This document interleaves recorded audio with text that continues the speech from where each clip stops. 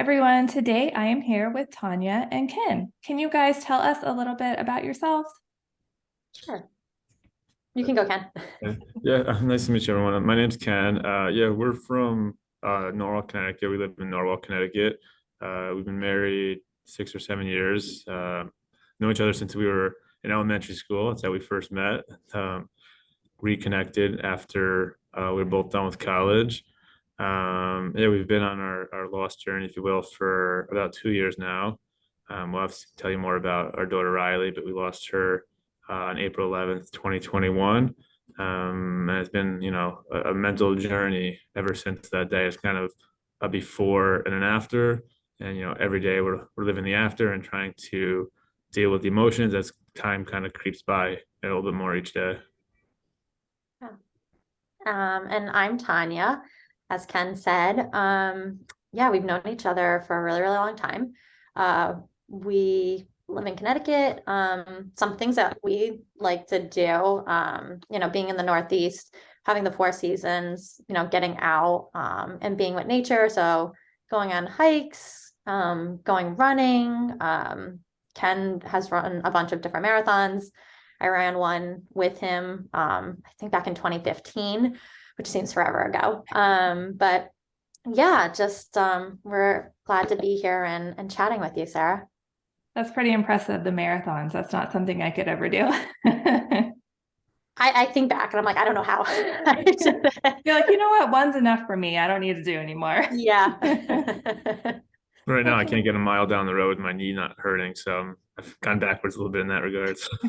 I feel like I turned 36 this year, so it's not like old, but I feel like as I get older, like I just start hurting and random places. I'm like, okay, I just slept funny and now I can't move Yes. my back. Yes, totally feel that. So can you guys share a little bit about your lost journey?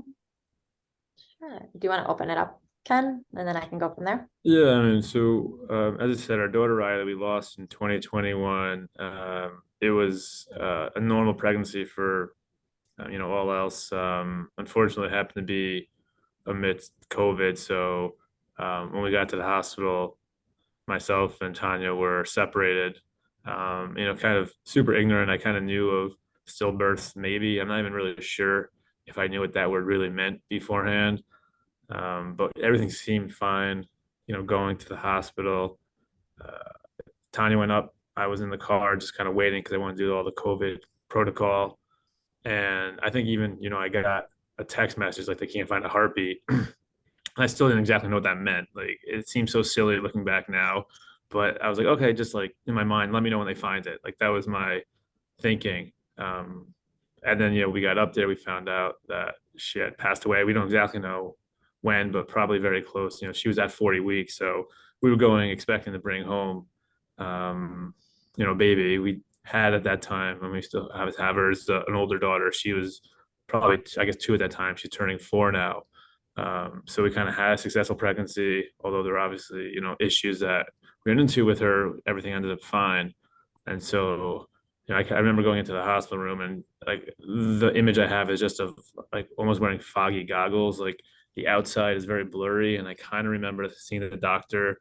She had these glasses on and trying to explain it. Even some of the reactions I had that day and text messages to people, I still don't think it like fully sunk in. I'm not sure it fully has yet, but more and more so, it's coming to the realization of what happened, and um, whether you use religion or fate or whatnot, just running into really bad luck, and it's obviously changed us, forever. Yeah. Yeah, I think to kind of piggyback off Ken, so before having our living daughter Kinsley, I had a miscarriage and had lost really early on. And I think even back at that point, I was still very naive. Had heard about miscarriages and was super upset being in the doctor's office, knowing what the outcome was, and then going on to being pregnant with Kinsley right after. Had some complications with her, but still very, very naive. I think at that point, going to the doctors almost every week, I was still just guaranteed a baby. That's, what I thought. So looking back now and having Kinsley here, I know how lucky we truly are to have her. And then we got pregnant with Ryleigh, like Ken said, I think when Kinsley was about 1, joyfully, happy the entire way. Some bumps again in the road just because they were monitoring us really closely because they didn't know if Kinsley was kind of the anomaly with everything, or was it just like a first pregnancy and there was just some rough patches. So, up until 23 weeks, at that point, they cleared us. They had said, yeah, we're fine. Like, you don't have to be coming in anymore. So we just kind of went through. And Kinsley came right at 40 weeks. So when Ryleigh had hit 40 weeks, I didn't really think anything of it. I just thought maybe it would be like a couple more days. If not, then maybe like the week after we talk about inducing. And that Saturday, so we delivered her on Sunday. That Saturday, I remember talking to Ken's sister, who's a doctor, but not in OBGYN. And I'm just saying, like, I just don't know, like, when she's going to come. This is really weird. And I woke up that night in a lot of pain, but I just thought it was cramps. I didn't think anything of it. And I kind of monitored it for like a couple of hours. And then I had said to Ken, I was like, maybe it is, maybe, Kinsley had broke my water, and this was just really different. So I was like, I'll call the doctors, we'll go in. And just driving down to the hospital thinking at that moment, yeah, I'm having contractions, we're gonna have a baby, Kinsley's gonna be a big sister to Ryleigh, within probably 24 hours. And yeah, to Ken's point, I think going up to that hospital, I remember it vividly, but there's also images that are just very blurred from that day. Being separated, going up there by myself, not thinking anything of it, putting on the robe, getting like hooked up to the monitor, everything was exactly what we had done with Kinsley. So I just didn't think anything else was going to be different. And when the nurse tried to play it off that they couldn't find her heartbeat, my heart sank. There was no way at 40 plus weeks that we weren't going to be able to find this baby's heartbeat. I just knew. And she tried to play it off like, oh no, we're going to get the ultrasound machine, we're going to bring it in. And sitting in that room by myself was horrific. Waiting for the doctor to come in, texting Ken. Yeah, it always chokes me up because it was just such an awful, awful thing to hear that, sorry, your daughter doesn't have a heartbeat. And just seeing her image on the screen, lifeless, was just so heartbreaking. And calling him, I don't even remember what I had said to him. I think I just said to what his point was, they can't find her heartbeat, and you need to like get up here. And it was, I was full-blown contractions at that point. We were talking through it. They were like, in a couple of hours, you're going to deliver her. We might not know what happened. There's a lot of chance, the percentage is really high sometimes with stillbirth until you do an autopsy. So a couple hours later, we delivered her. And the doctor at the time was like, I think I know what had happened. And when I delivered her, her umbilical cord was wrapped around her feet and ankles. And I think when my contractions started that night, the position that she was in, it basically just cut off her oxygen supply. So it's just one of those things where it's such a freak accident at the very, very last moment, going through an entire pregnancy, coming home and, without a baby and trying to explain to a 21-month-old, the baby that was in my belly is no longer there. It was tough. It was something I think we never ever expected in our life. And to Ken's point, it has definitely changed us, for sure. Thank you so much for sharing. I know it's hard to talk about. Yeah. Sometimes it kind of takes you back, like to reliving those moments. Yeah, it does. It's just one of those things where you don't think it will until you start talking about it, and then everything just floods back up to the top. And I feel like, it doesn't matter how many times you talk about it too. Sometimes you're okay and sometimes Yeah. it just hits you. Yeah. Yeah. So I imagine COVID, obviously complicated things with, him not being able to come to appointments and that kind of thing. So were you able to go to any appointments with her, or did you have to, sit out on all of them? It was definitely more limited. I remember, I think for the 20-week, big checkup one, it was quote unquote a big controversy just to let me in. Um, because there were vaccines at that time, I believe, rolling out, but not fully, or maybe not even quite yet. But Yeah. yeah, it was a big deal. So most of them I didn't go to. I didn't think much of it because I kind of assumed everything was going to be fine. Yeah.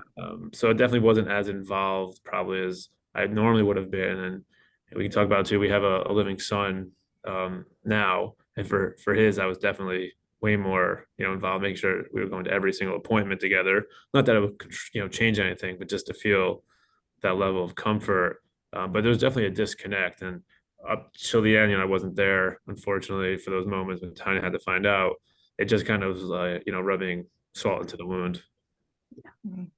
Yeah, I think, it's hard enough hearing those words, but having to hear them by yourself because of, I mean, I understand why they had their protocol, but Yeah. it seems Yeah. stupid sometimes. Yeah. Looking back at it now, I'm like, that was just, I think, the worst decision, possible, because going forward, you just never know. I mean, it's just one of those things.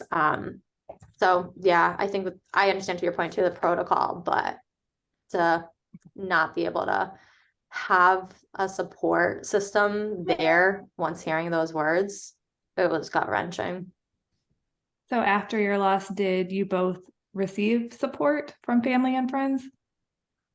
Yeah, it was a mix, and I've heard it so many times, and we fall into the camp. There were some people who kind of really stepped up, some people that fell back, some of the ones we expected to be there weren't, and some people we didn't expect kind of continue to step up. So Yeah. kind of back to not realizing, I think, the consequences and how things changed after that day.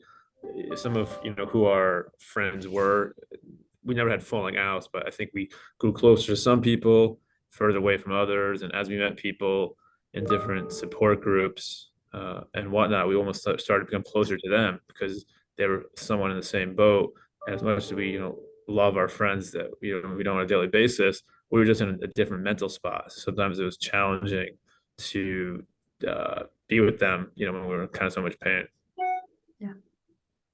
Yeah. And I think, that was something one of the nurses had told us in the hospital, like right before we were leaving, was I want you to be prepared that you are going to have some people that are going to be there for you. And there are people that you think are going to be there as your support system might not be. And I remember hearing those words thinking, oh, okay, like kind of one ear, one out the other. And those weeks, some months, I mean, even years, we're 2 years out now at this point. It has changed some of these relationships, not better, not for worse, just changed. And I think the moment that we lost Ryleigh, we became different people. Like the old us is kind of forever gone. And we've become these new people, new parents, new way of like looking at things in life. And I think stuff like that changes. Yeah. And people who haven't experienced, thank goodness, because we never would want anybody to go through that, just can't relate to it, can't put themselves in your shoes. And I remember those first months feeling like angry about it because I wanted them to like totally understand what we were going through. And it took us, I would say, right, months and months to kind of realize like they're just never going to. And that's okay because they shouldn't, because they haven't experienced that. But there's other ways to show up. There's other ways to support those people. And I think from that point on, we were very open to talking about it because Ryleigh was such a big part of our life. She's our daughter. She's unfortunately not here because of that loss. But we wanted to be open so other people could know what to say to lost parents, what to do, how you can help, how you could support. Because I think if you don't have that, and society has created that bubble of like kind of silencing out that stuff and like putting grief to the back burner. We just didn't want that to happen to other people.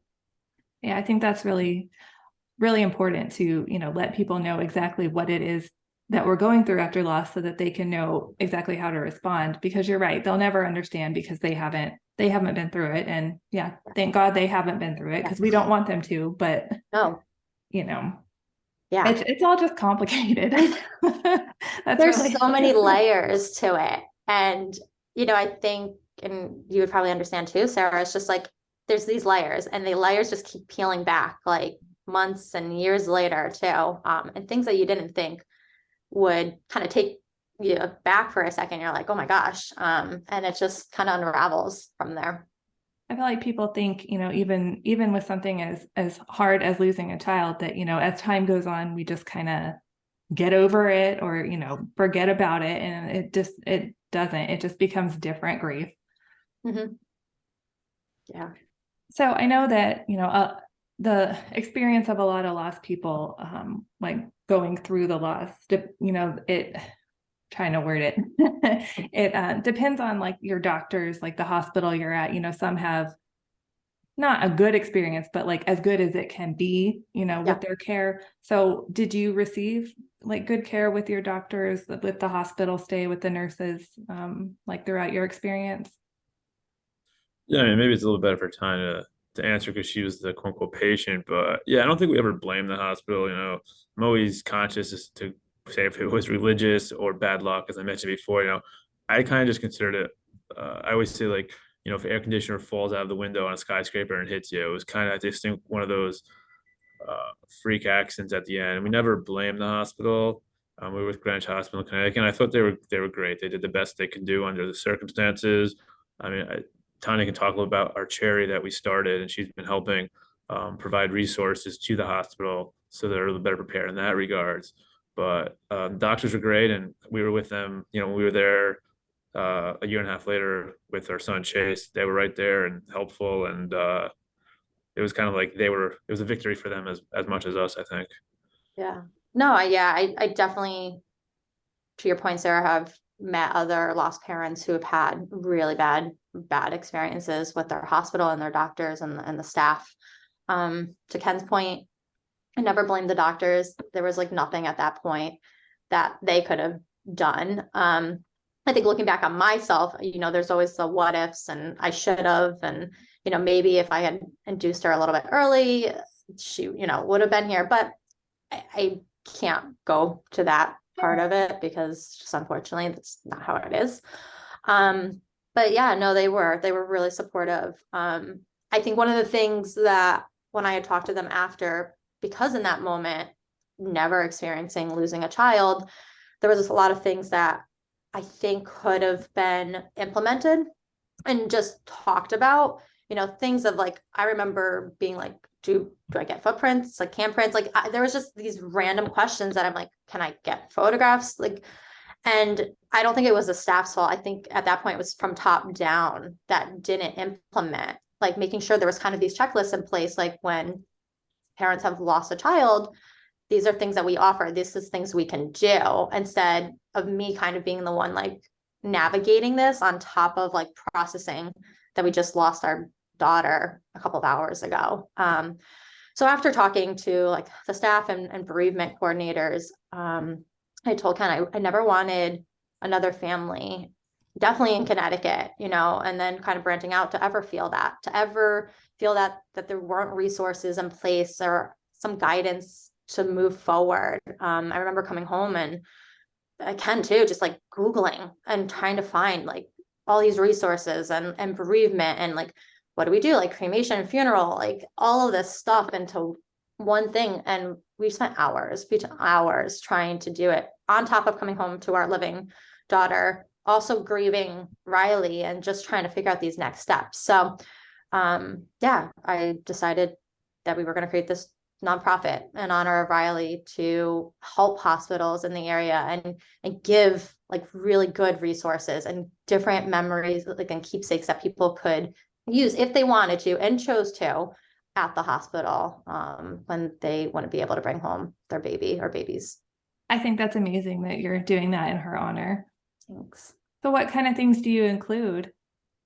I think things that we had to like talk to a bunch of people like in our loss support group here in Connecticut, and really wanted it to be about what people thought were helpful and things that they used or if hospitals provided.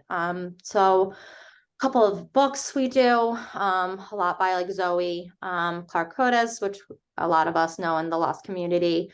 Molds for handprints and footprints, sibling resources too, because I felt like that was something that I didn't have a lot when I came home to Kinsley, to try to explain what the best way that her sister wasn't coming home. And then I'm trying to think, blankets, flower seeds, anything else, Ken, that I'm like thinking of? I think that's the majority. A lot of stuffed Yeah. animals, unless you mentioned that. And then I don't know if you mentioned too that the website that accompanies it in terms of the resources uh, that we're trying to offer families and friends who had a loss, and kind of it's like what Tanya's saying about the comfort boxes, a place that all these resources out there can be centralized and just make it easy for people to find it. So it's rileysresources.org, and it's continuously being built, but it's just been amazing to see how many resources there actually are out there. I mean, the number of books, even some podcasts I didn't know about, financial aid type organizations. I think one place kind of give all these a platform, because I think so many people have this loss and want to do something, and they start something that's amazing, and it's kind of just challenging to find because there's not a Google per se for this. So the idea for the site is to try to organize and catalog as much as possible. So it's just a one-stop shop, if you will. Someone who has a loss comes here, and it's kind of a branch out to all these various amazing resources that we hope people can find, that people are spending so much time and effort making and building. We're kind of hoping to be that bridge a little bit. I love that. I mean, because I was just like you guys, trying to Google like, okay, is there any type of support near me? Is there any type of resources near me? And the hospital gave me like, I don't know, like a sheet with like something on it. I don't even remember what was on it, but I still found myself like Googling a lot, like, Yeah. okay, You're like trying to like sift through everything. And to Ken's point, only 2 years out from this, we have met so many wonderful parents and people who've done these amazing organizations. And I wish we would have known about half of them when we were going through it, especially those first months. I remember feeling so lost, and just trying to put like one foot in front of the other. But really, I don't think doing justice for ourselves, because to your point, we're just Googling, trying to like sift through thousands and thousands of different things. And to our point, like in our area too, there wasn't a lot of stuff at that time. So that's the idea between the website and the nonprofit, to really try to organize it. Unfortunately, it'll always be a work in progress, because there probably will always be new things, which is good for lost parents to come across. I wish there would have been something like that when we first had lost Ryleigh, to try to sort through. Kind of good and bad, right? Like it's good that people are creating new things, but bad that people keep having losses to have to create new things. Yeah. So I know that fathers don't usually get as much time off after birth, and especially loss. Ken, did you get to take any time off after the loss? I had the opportunity. Taking time off isn't my strong suit in life. I probably should have taken more off. I feel like, just kind of keep going. I probably prolong the quote unquote recovery period. It helped in the short term because I was a little bit more distracted. And so some of maybe the absence was filled in. But I mean, my company was great. They were supportive. I kind of opted to work a little bit more, just to kind of get my mind off. I think for some people, they need to fully remove, and some people need to jump back in. But as I said at the beginning, it may have maybe prolonged that period where I was able to kind of come to some type of acceptance and terms, and always say move forward, not move on, but get to some decent mental spot on a day-to-day basis where you can kind of go on and try to live a quote unquote normal life and not think about your loss, every single waking moment. Like, at the beginning, I'm sure all the lost parents do. And what about you, Tanya? Did you take time off or? Yeah, so it was kind of like a tricky situation. So I have my own business. I do floral preservation. So I do a lot of like wedding bouquets. I do like memorial flowers and preserve them. So I knew that I was going to take like some time off after having Ryleigh. Um, so it was weird because I was in postpartum, but I didn't have Ryleigh, and I was experiencing everything after having a child, like your milk coming in and just like my uterus shrinking and like cramping. And again, all of this stuff that it was a constant reminder that I'm going through all this, but I don't have my daughter here with me. So it was really, really tough. And I think I was off for probably about a month and a half. And I realized I probably should maybe jump in a little bit, like get back up. At the time, a lot of my clients didn't know. Like all of our friends and family, I was very open about it, like on my personal social page, but I hadn't mentioned it to anything to like my clients. So I kind of just jumped back in probably a month and a half or 2 months in. And the first person that contacted me was a woman that her husband had suddenly passed away. So it was memorial flowers. And I'd said to Ken, I was like, oh, I feel like this is gonna be really, really tough, but I'm gonna do it. And we were chatting, and she was so emotional. And not that I wanted to bring it back to us because it wasn't about us, but I wanted her to know, like, I truly understood what pain she was going through. And so I quickly explained to her, like, we just lost our daughter. I understand. And we actually have been friends ever since. And so I was kind of glad that I did take that leap to get back into it. I slowly did it. I didn't go back full force, but I think it was good for me because I was, especially like with memorial flowers, doing something that was a constant reminder that they'll have a keepsake for their loved one. And ever since then, I've done a lot of child loss and baby loss ones, and it hits different. Not that I don't like doing like wedding flowers, but I know how special that piece is for that, or going to be for that person. And so I was glad that I did take the little time, but I also wanted to get back into doing some work and helping others too. It was something that I felt good about. And that brought me a little bit of happiness during this really, really tough time. Sometimes I feel like people like that come along for a reason, like that would be your first one back.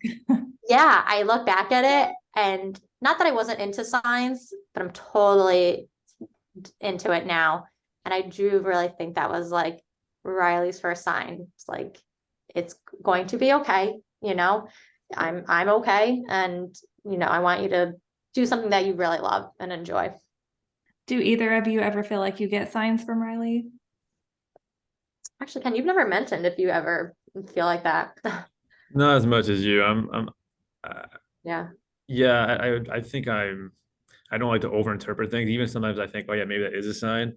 I think my inclination is to say it was probably just chance. I don't feel like I get peace necessarily through that, but I know Tina's always mentioning like white butterflies, and now our daughter says that too, which is really cute and adorable. So it makes me happy kind of when I when I see or hear it through them, because it kind of gives me a little bit of a connection. Yeah. White butterflies were definitely like those first few days after, there would always be like one white butterfly, like off of our kitchen. There's a window that we don't have like any curtains or shades. Like we're like kind of set down in our property. And by this bush, this white butterfly just always was hanging out. And so ever since then, I always see the white butterflies, especially like this time of year, in that same spot. So I always think it's a sign from her. And to Ken's point too, like I had always said it to Kinsley, and I never knew if any of it would register or kind of stick. And she's almost 4. She'll be 4 in a couple of weeks. And every time she sees a white butterfly, she's like, Mommy, look, it's Ryleigh. Oh, I love that. It makes me happy because I wanted her to always know that she was a bigger, like older sister, that she has a sister. She's not here. But I feel like she's really connected to her. And I think you feel that way too, Ken, right? At this point. Yeah, it's a lot better, even if she's a little bit confused, but she's getting less and less confused each day to build that now. So it's just naturally organic as she grows older to understand, about Riley's passing and the family structure. I think is for us, it was the right way to do it. And if Chase gets a little bit older, I think we'll tell him, the same. 'Cause I think it's important. Yeah.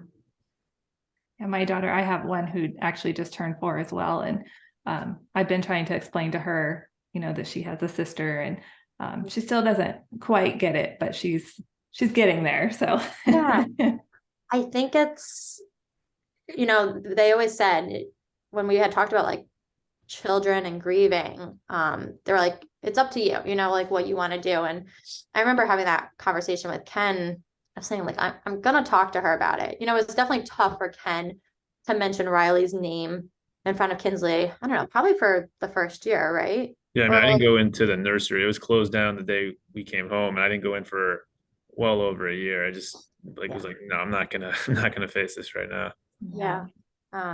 And so I had decided that we were gonna try to talk to her as much as we could to a 2-year-old and explain at that time what, Ryleigh just wasn't gonna be able to come home. We had said that, she had gone to heaven. And now, which again, I to Ken's point, I don't think she fully understands, but she does know. She was like, "Oh, mommy, Ryleigh passed away because of the umbilical cord." I said, yeah, yeah, it just was a really bad accident. And she wasn't able to come home. So I think if we're kind of building on these blocks per se, like over the years, she'll kind of be able to like connect and piece everything together. And to Ken's point, I just wanted her to be able to know that we, they do have another sibling, that she's unfortunately not here, but there's other ways that we can honor them and remember them. And she sees what we do for the charity. And she saw me do something a couple of months ago for somebody that I actually had worked with many years ago, who literally, I guess I was the first person she texted and was like, I'm in the hospital and I'm losing my baby. And I drove almost an hour and a half, Ken, I think, to the hospital. And Kinsley saw me that morning saying, like, what are you doing? And I was putting together the comfort box. And she was like, make sure that they get this. She's like, this is like really special. And so I had, I said it to her teacher when I dropped her off, and I was like, I'm just giving you forewarning. Like, she might talk about it. Like, she saw me putting together like the comfort box. And they're really great there.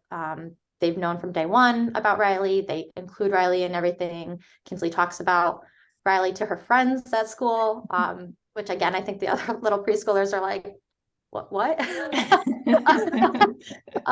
And so I don't know, it just makes me happy that she feels Ryleigh's presence and she talks about her at such a young age. So that was something I just wanted to kind of instill from day one. I love that. I love that she talks about her and gets involved already in what you're doing. Yeah. Yeah. And I hope she sees, like, and Ken and I, we've had like a couple of other family losses the past couple months, like older adults, and we've taken her, and I think the culture back then, like even like my grandparents are like, oh, you're bringing her? And I'm like, yeah, like she doesn't have to like be right there, but I want her to be able to like understand it's okay to be sad. It's okay to, cry and be like, she saw that from day one with us after we lost Ryleigh. We were very open about it. And we'd always say, we're just sad today. Like we miss Ryleigh, and it's okay if you do too. And I think it'll help, hopefully, down the line. I know there's no right or wrong. I could be, not doing it right per se, but that's, I think, at the moment what we think.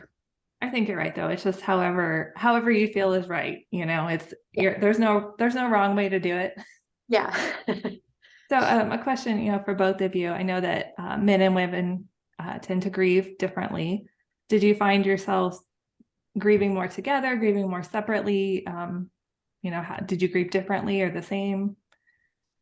Yeah, I mean, I've never been able to tell if it's just people doing it differently or if it's gender doing it differently. Maybe a little bit of both. I think um, myself and Tanya just kind of handled it differently, and I had, I think, more of a prolonged approach to it. I probably, if it was just me, would have, I don't know if I would say bury it, but kind of contain it more and kind of try to march on with life. And I feel like Tanya's done a lot. She was kind of the cheerleader for the charity, reaching out, going on podcasts and whatnot. She's kind of the architect behind that. And so I think it's good because I think a lot of people, and probably more male than females, would take my approach and kind of just keep going on and kind of blend back into society. And so I think this effort to talk about it and do the charity and locate the resources and visit the hospitals and talk to people. A little bit went against my grain, but I think it's been really helpful. But I don't think I was, especially at the beginning, as kind of vocal. I don't think, my family necessarily chats about it regularly. But again, I don't know if that's just, who I am and my family versus the male female. Yeah. Yeah, I think we definitely did. We grieved together, I would say those first few days, those weeks, those months, like even that first year. I think our approach to grieving was different. And to Ken's point, I was probably very vocal. That week after we had lost Ryleigh, I hadn't jumped on social media, and people knew I was full term. And so we're kind of waiting. And I've always just been very open about like our life and our family. And so I said to Ken, I was like, I think I'm going to post. And he had said, like, I'm going off social media, like I'm not like writing anything. And I would just remember thinking, like, I want to share about what happened because we've been so open and honest about everything else. And I knew at the time, not as much, because now looking back at it, how many losses there actually are every single day, which is truly, really sad. But I never wanted anybody to ever feel like I felt alone in that moment. Like I felt like I had nowhere to kind of turn and talk to anybody. Like we were trying to just figure this out. And so I think that opened up a lot of doors per se, and other lost moms reaching out and connecting. And I just felt a sense of kind of relief that somebody else knew exactly what I was feeling, because no one else really around us could. Like our family or our immediate friends, they had never experienced it. So yeah, I think that to Ken's point, we had closed down the nursery. The door stayed shut for a really long time. I was able to go back in there quicker than Ken was. I want to say probably 6 months. Because Kinsley kept asking about it too. She was like, why can't we go in there? And it was like, well, we can. Because she was a big part of it. Like she helped us put the stuff together in the nursery, and she watched me like paint it and all of that stuff. So I felt like it was the right time for me to go back in there with her. And we would just go through. She had stuffed animals and books, and so we kind of like played in there. And I felt that was comforting for me, but I knew for Ken that wasn't. So I would always shut the door and make sure that like we were in there, it wasn't open. And then even to the point, like when we had our pregnancy after loss, I had said to Ken, I was like, we have to go in there, like together, we have to do this. I said, I've been really comfortable about going in there for, I guess it was, I don't know, a year then at that point, right? Because with Chase, yeah. Doing that stuff. But I was like, the one thing I can't do without you is put Ryleigh's clothes away. I was like, I just know I'm going to need that support. Everything else I can do. I'm okay. And I was okay with him. I didn't look at it like a bad thing. I just knew that we grieved differently. And I think he understood that I did too. So we kind of kept that neutral space. But that was the one thing that I had said to him. I said, whenever you are and ready, I need you to do that with me. Not that I want to get rid of them. I just need to place them away and make sure that they're in really good care. So we can kind of make this space for Chase too, as well. Yeah, that I had a hard time going into my daughter's room as well. So I completely relate to that. I had to ask my husband for help with that too. Yeah.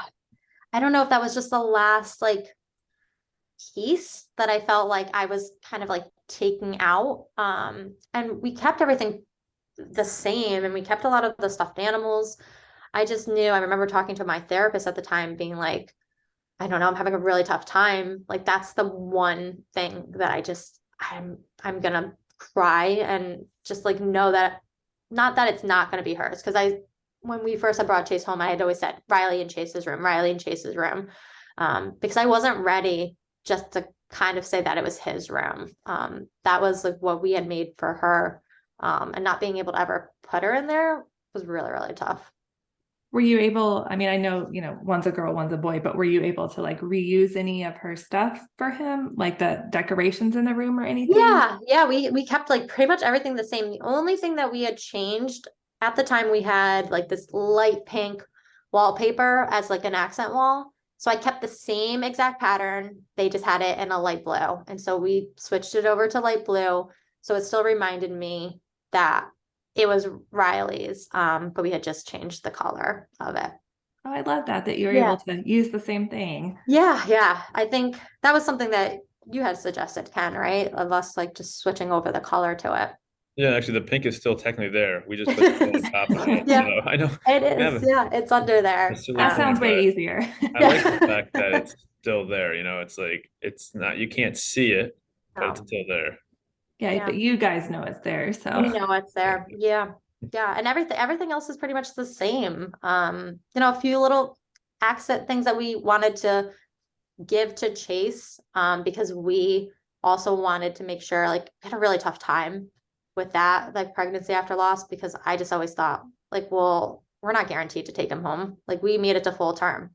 What are like the chances of me actually? So it was tough. And I think towards the end, I finally was like, I need to be able to like do stuff for him too. Like I did so much for Kinsley and Ryleigh that I never wanted like him to not feel that, that I didn't care. It was just a different pregnancy. It was really, really tough. So when you were thinking about trying again after your loss, were you on the same page? Was one of you ready before the other one? How did that work? Yeah, I mean, I think this is definitely a separation of guy and girl because it's more burden on the woman, right? I was definitely ready, hoping that this would fill a void and bring that peace and happiness. In a lot of ways, it has. But I think the reality, although I even knew back then that it was a bit of a fantasy, it wasn't going to fully quote unquote heal you. And so, kind of the loss and pain is still there. But I think being able to see, our living son puts me a little more at peace. And so I was kind of anxious to try to get back to that point. But, I was a bit of a passenger at that. So I was trying to, I don't want to say get there as soon as possible, but with the understanding that, it was really on Tanya because she literally was going to carry the burden. Yeah. Yeah, you definitely were. I think in that hospital, the nurses had said like, if you want to be back here one day, you will. And kind of left it like that. And I remember being like, oh, I'm never doing this again. Like at that point, I was set that there was no way I would ever try to go through this again and have the heartbreak of losing my child. Where Ken, I remember you like saying, you're like, yeah, I believe those nurses, like we are going to be back here one day. Like after, and I was just the total opposite. I was like, no, there's just no way. And it did, it took me, I don't know, probably 6 or 7 months to finally like, even like think about it. And not that I didn't want another living child. It was just, I didn't want to go through all that heartbreak again. I didn't want to have to like go through every like day knowing like, is he or she alive? Like, am I going to be able to like bring them actually home? Like leave the hospital and bring them home. Like not even be in the hospital and deliver them, like take them home. Because after being in support groups and hearing about so many other losses and kinds, it terrified me. And it was really scary because not only did I think like horrid accidents at that point, but everything else that could possibly happen to your baby or babies. So it did. But Ken has always been really supportive, always like, it's kind of in your court. Like, this is like how I'm feeling. I would love like, to have one. And it was essentially like me at the end of the day, knowing like, I'm willing to try this, even though this is going to be really, really hard. And it was. Yeah, that's the good and the bad thing about the lost community. And knowing that you get to hear other stories and know that people are, feeling the same way as you, but then you also know every little thing that can go wrong, and it is terrifying. It's so terrifying. It's, because that's like everything I always thought of, like when we were going through his pregnancy. I'm like, well, like I heard so and so say this, like, oh my God, now I need to have the doctor like check this and all of it. But our team was really good, like really, really wonderful. Like we had told them if we were going to try, we needed their support with like XYZ. And that's what it was going to determine if I had stayed with the team or not. If they were going to be really supportive with this pregnancy after loss. And every doctor on that team, they've seen us, unfortunately, because with both pregnancies before Chase. But they were on board. They said whatever we needed. A lot of them gave me their cell phone and was like, if you need to text, you text me, like you let me know. And one of our big things was talking about an early induction. If he looked okay, like if everything looked okay, were they on board to do that? And they were. And I don't know if it was another sign from Ryleigh letting us know that things were going to be okay, but we had the same exact nurses that delivered her that were in the same room with us. Wow. So yeah, it wasn't supposed to work out that way. It just did.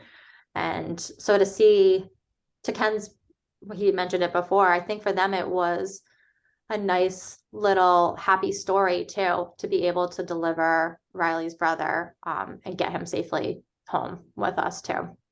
Did you find it comforting to have the same nurses, or did it like trigger anything for you? I don't know if it triggered you, Ken. Did it or no? No, I think being back in that scene was maybe a little triggering, or just it definitely brought back a lot of memories. And there were things when we had Kinsley, which didn't happen with Ryleigh, obviously, because she wasn't there. That when we had with Chase, I had completely forgotten. I mean, I had forgotten, after delivery, you go to the maternity ward, because we never made it to the maternity ward. I think seeing that wing, and like I remember the coffee machine. I was like, oh my God, I remember this coffee machine. I was like, almost like getting there was like a small victory, because we literally weren't able to get there with Ryleigh. So it was certainly triggering in some ways, but at the end of the day, I was also kind of like happy that we were able to go back there and have a quote unquote successful birth. Yeah, I agree with you. I think the hospital was really tough. Not that I like wanted to do it before, but I was being monitored with Chase very, very closely. And there was one night which was really triggering for me every night that I went to sleep, because that's how we lost Ryleigh. Essentially, it was like the last time I felt her kick was during that day, and I never felt her the rest of that night. So during the pregnancy, anytime I didn't feel him move, I like had a Doppler, and like I remember one night like the Doppler like couldn't find it. So I like called the hospital and I was like, I need to come in. Like I need to come in. And walking on L&D it just was flashbacks. I remember like being there, not even like Kinsley's pregnancy. It was all Ryleigh, just all of me like walking in and signing in and going to the room. And again, I don't know if it was a sign, because I truly look for them, but the nurse that was on was the same nurse again who had delivered Ryleigh, and then had walked me in to set me up to do an NST. And she was like, it's okay. She's like, are you okay? And I'm like, I'm not okay. And so she sat in the room with me and we did the NST. She like went over everything and she was like, we're going to keep you hooked up for like a few more hours and then we'll send you home. Like he looks okay. And then, yeah, she was the same nurse on when we delivered Chase. So I remember her crying. I was crying, like, it was really emotional, but the nurses never triggered me. I think the doctors never triggered me. I don't think the nurses triggered me. It was more of just stepping back on L&D and just having those really rough flashbacks of that we didn't get to bring her home. And walking back down the hallway, which, I'm hoping hospitals start improving that stuff too, but like walking back through L&D, like, and I think it was a blur, but I don't remember hearing babies crying or like other like parents, but I could have seen how that would have been a really bad trigger if we did, basically walking back through L&D and not having Ryleigh with us. It does seem kind of cruel to have to, give birth in the same space right next door to people who are having their healthy living babies. Yeah. I really think hospitals, like all across the country, need to have that separate wing. They need to have those separate rooms because, it's just not fair to put it in really simple terms to, like you said, to have to walk back through the same floor that everyone else is getting to bring home their babies. I remember the elevator ride down, Oh, she was in the wheelchair, and you have the little overnight bag. You get to the car, and we had like her name sign and her little bag in the car that we hadn't brought out. That was like, like the worst of the worst. Like it was like only up from there because it's at that moment it seemed like impossible to get kind of worse and more painful than that moment. yeah. I did forget that. Yeah. So is there anything else that either of you'd like to add or share? Just that, it's been a long 2-year journey. And I think if you had interviewed us a month or a year after, we'd have maybe slightly different answers. I just think it's important to keep in mind that perspective changes over time. And as we're learning to live with the loss and move forward and have a family.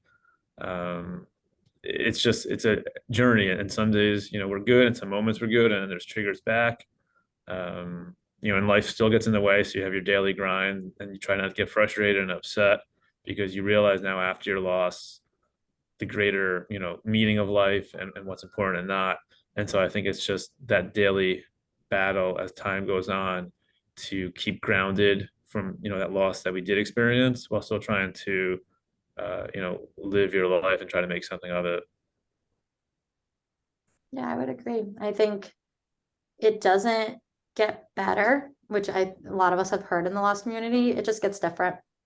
And I don't think I would have felt that way those weeks and months after we had lost Ryleigh. I remember thinking, it's just how are we going to do this? Like, there's just no way. But it is true. Like I know other lost parents had told us that were kind of years out from when their child had passed away or baby, saying that like it's not gonna get better, it's just gonna get different. And you'll see as the months and the weeks and the years go by, and how your grief changes, and to Ken's point, what triggers might set you off. And yeah, just kind of putting one foot in front of the other. And that your children and babies are always a part of you and your family.